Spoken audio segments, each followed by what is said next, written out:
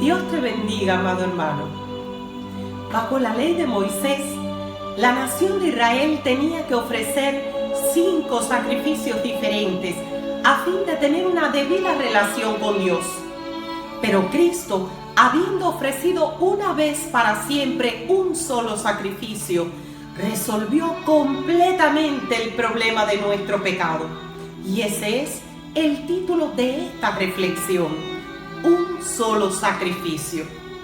Ahora bien, ¿por qué el sacrificio de Cristo bastó para poner fin a la situación de la humanidad con el pecado? Primero, por la naturaleza de la víctima. Los judíos hacían sacrificios ante Dios para cubrir la culpa por sus pecados. El animal servía como sustituto, es decir, ocupaba el lugar que le pertenecía al pecador. Por medio de la sangre de los animales, el pueblo recibía el perdón de Dios. Para pagar la culpa por el pecado, necesariamente tenía que entregarse una vida. La carta a los Hebreos declara: de donde ni aún el primer pacto fue instituido sin sangre, y sin derramamiento de sangre no se hace remisión de pecados. En la cruz del Calvario, la víctima era Dios mismo entregándose en sacrificio. El Cordero de Dios derramaba su sangre para pagar el precio de nuestra redención, de nuestra libertad del pecado delante del Padre. El apóstol Pablo afirma: en quien tenemos, refiriéndose a Cristo, redención por su sangre, el perdón de pecados según las riquezas de su gracia.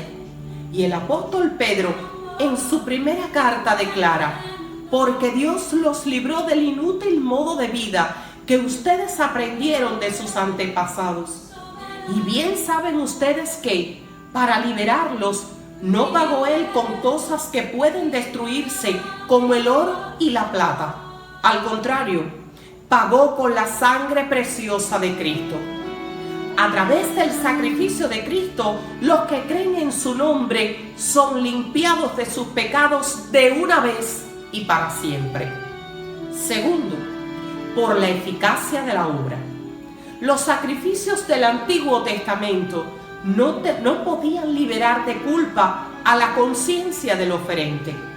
Tenían solamente un carácter temporal.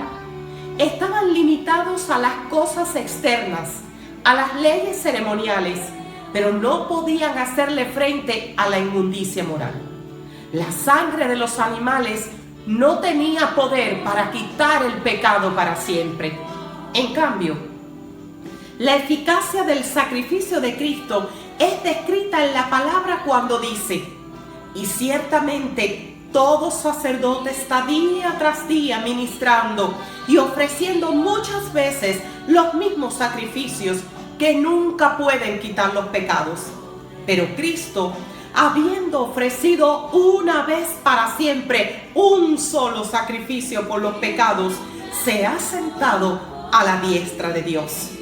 Ni entró Cristo en el cielo para ofrecerse vez tras vez, como entra el sumo sacerdote en el lugar santísimo cada año con sangre ajena. Si así fuera, Cristo habría tenido que sufrir muchas veces desde la creación del mundo. Al contrario, ahora, al final de los tiempos, se ha presentado una sola vez y para siempre, a fin de acabar con el pecado mediante el sacrificio de sí mismo. Así dice Hebreos capítulo 9. Jesús no ofreció sangre ajena, sino su propia sangre. Su sacrificio no quedó en el plano terrenal, sino que trascendió hasta los cielos. No cubrió la culpa de manera temporal, sino para siempre. No fue un calmante para el pecado, sino la cura definitiva. Ahora, el hombre pecador podía decir: del pecado libre soy. Así que, si el Hijo os libertare, seréis verdaderamente libres. Tercero, por el alcance de la obra. Los sacrificios del Antiguo Testamento beneficiaban a una nación. Sin embargo, El sacrificio de Cristo fue hecho en beneficio del mundo entero. Juan en el Apocalipsis escribió: porque fuiste inmolado y con tu sangre nos has redimido para Dios de todo linaje y lengua y pueblo y nación.